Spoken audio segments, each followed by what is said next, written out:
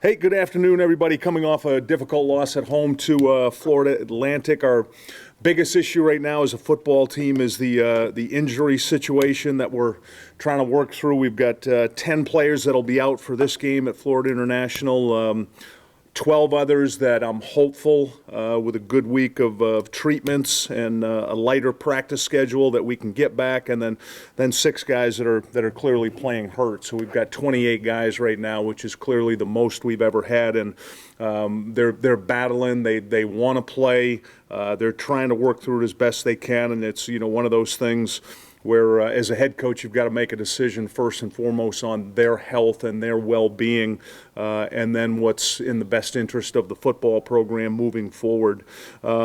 Biggest play at this game, the Florida Atlantic game, was the punt return that got called back. Our defense forced a 3-and-out on the opening drive. Darryl Brown returns a punt 82-yard. It looks like we're going to be up 7-0, and we had a block in the back on the play, which was a correct call.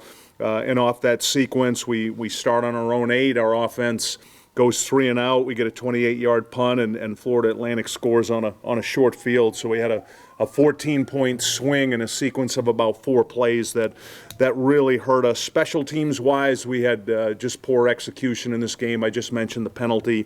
Bailey really struggled punting the ball in this game, which was the first time he had in the football game. We only punted for a 31.9 average.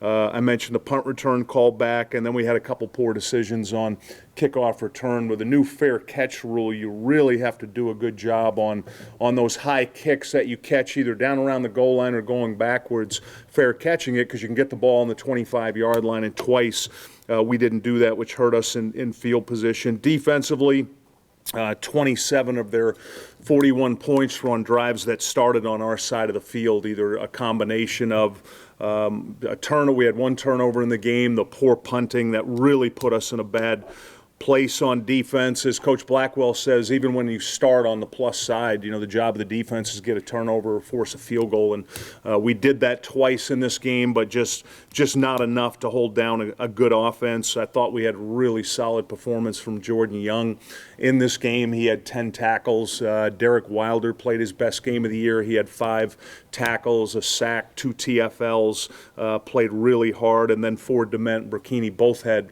interceptions in this football game. But overall, we have to, when we can, play a lot better than we did on defense. Right now, our defense, a lot of our players are just pressing too much. They're trying to do too much, and we're misfitting some gaps or not being exactly where we need to be in coverage. So we need to get back to the way we played, especially the first 6 weeks. Offensively, far too inconsistent in this game. We had 13 possessions, and we had 7 drives in this game of at least 1 first down. 4 of them were in FAU territory, and we either get a turnover or we get a sack or something, a penalty that pulls us back. And with 13 of our offensive players right now either out or nursing injuries, we got a lot of guys that are battling through injuries. We've got to get some guys back healthy and really focus this week on executing better, particularly in the run game. We've got to get some things going more in the run game. This week's opponent,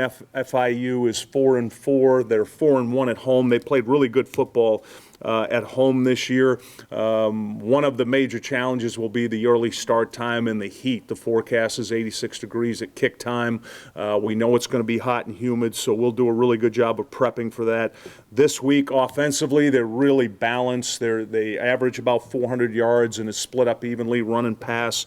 Alex Morgan, their quarterback's playing good football, 10 touchdowns, only 2 interceptions. They're really running back and receiver by committee. They spread the ball out evenly amongst their receivers, tight ends, and running backs. Defensively, aggressive, fast, physical unit. Their 2 linebackers remind me a lot of our 2 guys, Garner and Young. Gates and Lewis have combined for 96 tackles. Sage Lewis was the preseason defensive player of the year. He's a very, very good football player, and they've got tremendous speed on the field. So this will be a major challenge for us this week, headed down to Miami, but one that we're excited about. We'll have a great week. We'll get some guys healed up, and we'll do everything we can to get down there and win a football game, and I'll gladly take questions. It looks like Morris Garner left the game, came back. Is something you can play with going forward? It was a hand injury. Yeah, he injured his hand. Initially, we feared that he might have broke his hand, which is why he came back with what looked like a club on his hand, and we'll look at it again today. They wanted to let the swelling go down yesterday and today, and hopefully we'll get some good news on that one because he's been playing really good football, Ed. Anything else?